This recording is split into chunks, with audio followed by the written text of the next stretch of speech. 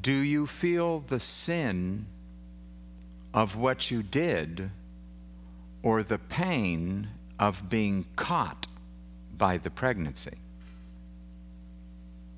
So often they'll say, well, it's being pregnant that's the issue. I said, no, the issue is you were out there fornicating. Have you repented of your wickedness, your fornicating, your vileness, your filth? It's a love child. I will not give any ex-pakasa, pekakadira and all of that business. I ain't going to get it. Now, in terms of hermeneutics, and this is why Herman helps you.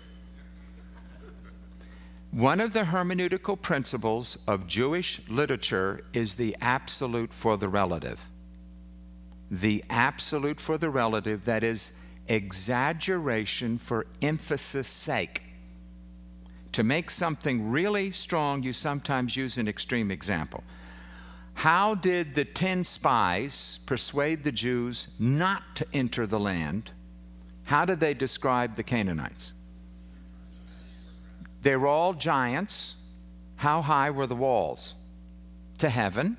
And the Jews were the size of what compared to them? Grasshoppers. Now, was that literally true? No, but that's exaggeration for emphasis' sake. Or when John wanted to emphasize that he did not record everything that Jesus said, how did he say that? Yeah, the world cannot contain all of the scrolls. No, he didn't mean that literally. Of course. Matter of fact, we could put a little tiny microchip this big of everything he ever said and did his entire life, and it would sit on the top of an eraser. But that's exaggeration for emphasis' sake. Now, in the context, he's dealing with people who they were Jewish Christians, only once in seminary. Well, how do you know it's dealing with Jewish Christians? I said, hello, what is the name of the book? Anybody tell me the name of the book? Hello?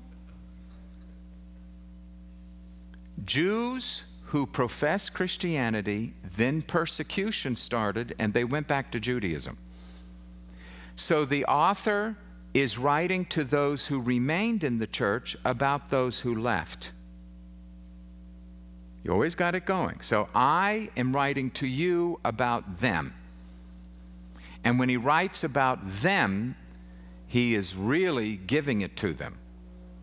Really giving it to them. Now, one of the things he observed was a Jew who professed that Jesus was the Messiah. Then he got persecuted. So he went back to Judaism. What is the likelihood that this person is ready to go and do this a second time and profess salvation yet again? Matter of fact, how was one reconverted to the synagogue to leave Christianity? What did someone have to do publicly in front of the whole synagogue? What statement did they have to give?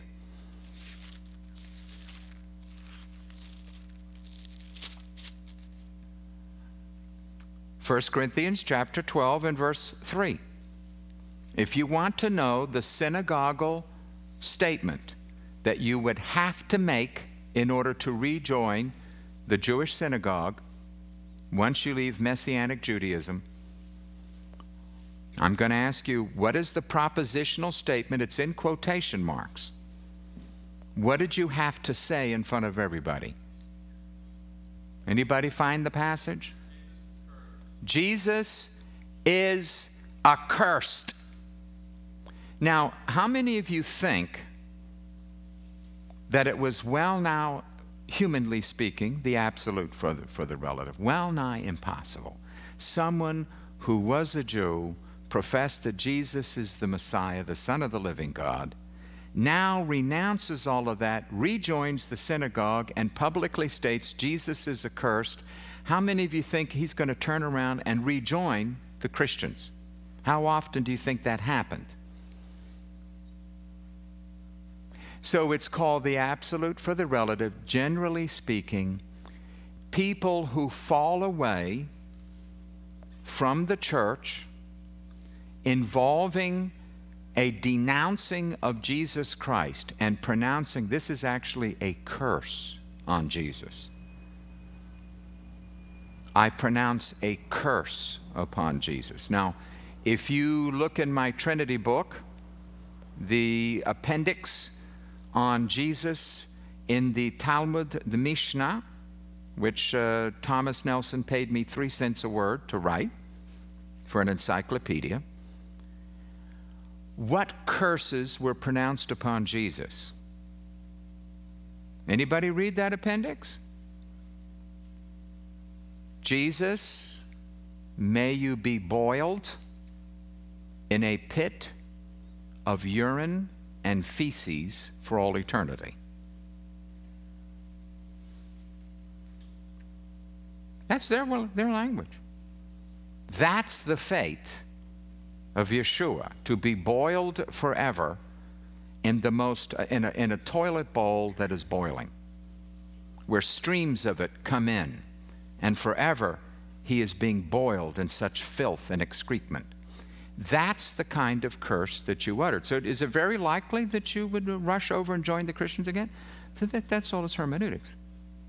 Very easy. Now, does God at times, are there exceptions? Yeah. Very rare, though.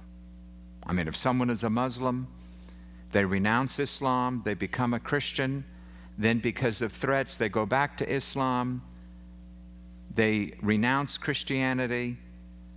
Do you think they're ready for a second time to go around? No, generally not. It's just not the case.